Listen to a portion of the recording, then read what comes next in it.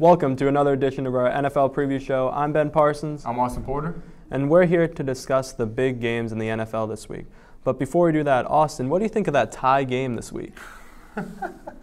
Don't get me started. I'm really mad about that tie game. This is NFL we're talking about. And they play 5 full quarters and they can't have a winner. It messes up the whole schedule. They only play 16 games, so every game really counts. So the fact that they actually have a tie just messes up the whole schedule. Like the NFC West, it is, right? Yeah. NFC West, now like the 2 top teams of the NFC West have ties. So what are you going to do if they're the top teams at the end of the year?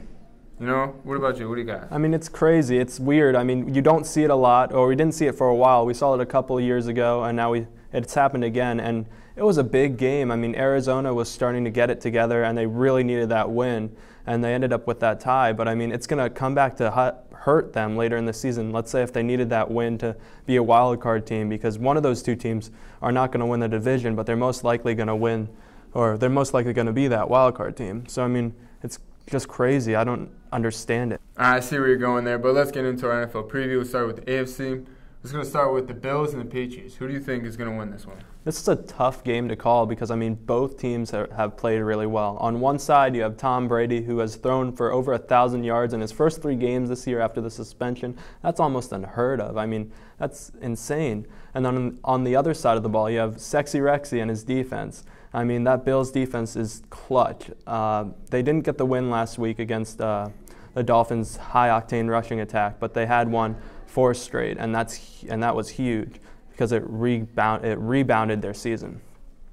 But I'm going to have to take the Patriots because I think it's just going to be too much for that defense to handle. This week I think Gronk's going to have a big game, and Brady will find Edelman open a couple times in the slot, and I think the Patriots are going to win by about 10 points. How about you? I got the Patriots winning this one easily. Even though it was a division game, the AFC East, the Patriots are looking too good. Tom Brady, what else can you say about him? Ever since he came back, he's just dominating the game like he always has. Gronk is looking a lot better now that Tom Brady's in. And you still have Martellus Bennett, like you said, Edelman, LeGarrette Blount, who's one of the best rushers in the league right now. It's going to be a good game just because it's a divisional game. But the Patriots are going to come out on top. So what do we got next in the AFC? All right, the next game is across the pond, as they say, as the Redskins and Bengals are facing off. Austin, what do you think is going to happen in this game? I got the Bengals winning this one. A.J. Green's going to have a monster day against Josh Norman. I don't think Josh Norman can cover A.J. Green. He hasn't proved to me that he can cover anyone, and I think the Bengals will come out with this one. What about you? This is an interesting matchup because both teams need this win before their schedules get difficult in the second half. The Redskins are sitting at 4-3, and the Bengals are sitting at 3-4. The Bengals had a brutal schedule to start the year, but now they've been playing decent. They've been playing a lot better recently.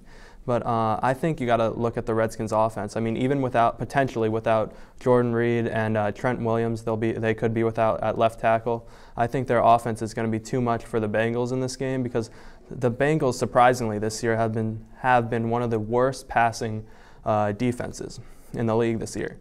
And Kirk Cousins will have a chance to exploit that. He's been playing a lot better. He didn't have a turnover last week, and he threw for over 300 yards and ran for a touchdown and also threw for a touchdown.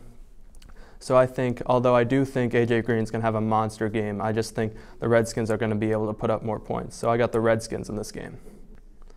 The last game we'll discuss is the Broncos and Chargers. This is a rematch from earlier in the season where the Chargers took it, but what do you think is going to happen in this game? I got the Broncos winning this one, and I think the Chargers got lucky against the Broncos before. Broncos are the better team, offense and defense-wise. Their defense is still one of the best teams. I think it's second best behind the Minnesota Vikings. Mm-hmm. And the Chargers, they're not looking good. So I think the defense of the Broncos is going to shut them down pretty easily. And I got the Broncos winning this one. What about you? This is a great matchup because, I mean, as you said, people do think that the Chargers got lucky. But, I mean, they've been playing great offense all year. And Melvin Gordon has looked up to par or even better than he was last year. I mean, last week he had 3 touchdowns.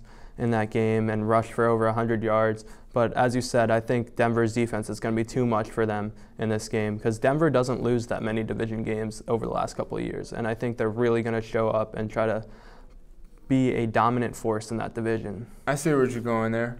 So that's it for us for the AFC. We're going to send it over to D'Angelo and Joe with the NFC.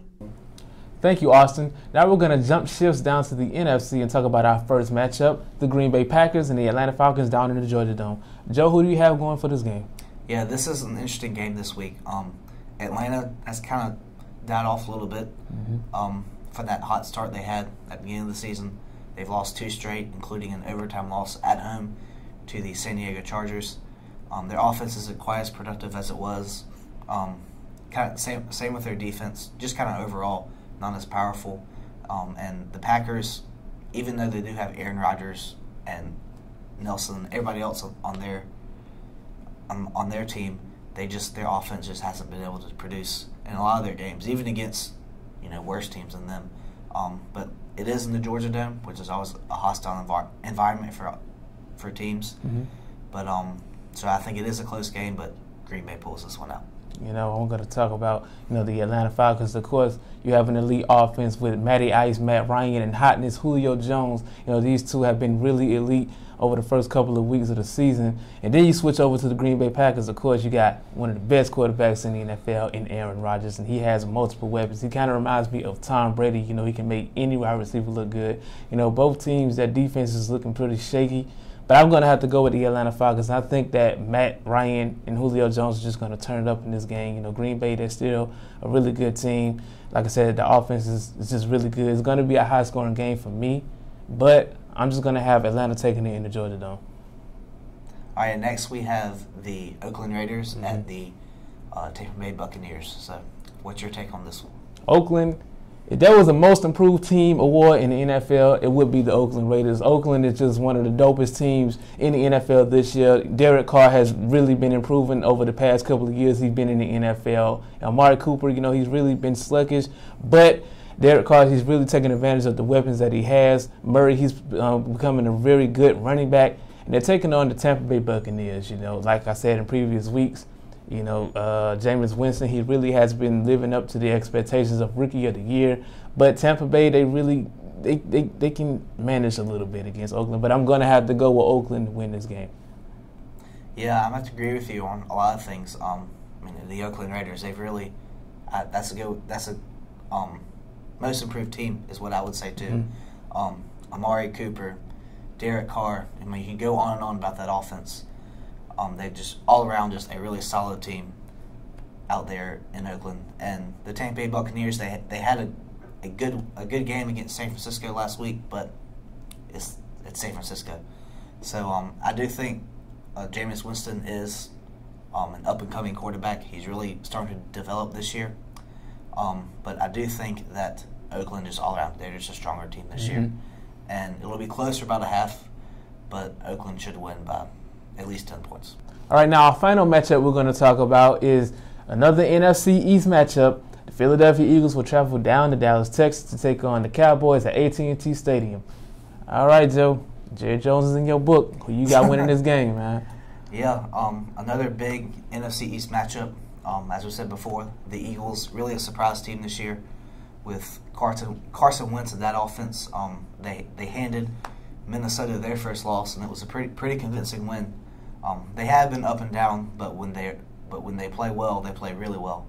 And kind of the same story for Dallas, kind of a mediocre season last year. Tony Romo got hurt at the beginning of the season, which worried a lot of people, but Dak Prescott has taken control of that franchise, taken control of that team, and they've really been on a roll. And they have Ezekiel Elliott, Des Bryant. They really have one of the more powerful offenses, and it is in Jerry World at AT&T Stadium. But I do think that the Cowboys are a little bit stronger right now as a whole. So I'm going to take Dak Prescott and the Dallas Cowboys in the close one. All right, when I look at this game, I look at 3 possible Rookie of the Year candidates, and Dak Prescott, Ezekiel Elliott, and the Philadelphia Faithful and Carson Wentz. Now, both of these teams, they're very level at the same kind of rate. The defense is a little mediocre. Offenses have great weapons. And of course, you look at Carson Wentz, who he has. You know, he has himself, obviously, and you have Darren Sproles, another speedy back. You look at the Dallas side on the offensive ball, you got Dez Bryant, Ezekiel Elliott, Terrence Williams, of course Dak. But, you know, when you look at the final score of this game, I'm going to have to go with the Philadelphia Eagles. It's going to be a high-scoring game, but I have Philly winning this game because Carson is always my underdog. You know, he's come in, he has a lot of weight on his shoulders, being the next great thing in Philly, and I feel like he's going to have a great impression if he wins this game against Dallas. But you can't count out Dallas. It's going to be a high-scoring game. The defenses are really good, but I think Philly is going to have a slight edge in this football game. All right, guys, that wraps things up for us this week. On behalf of Capital City Sports, I'm D'Angelo Stevenson. I'm Joe McLean. And we'll see you guys next week.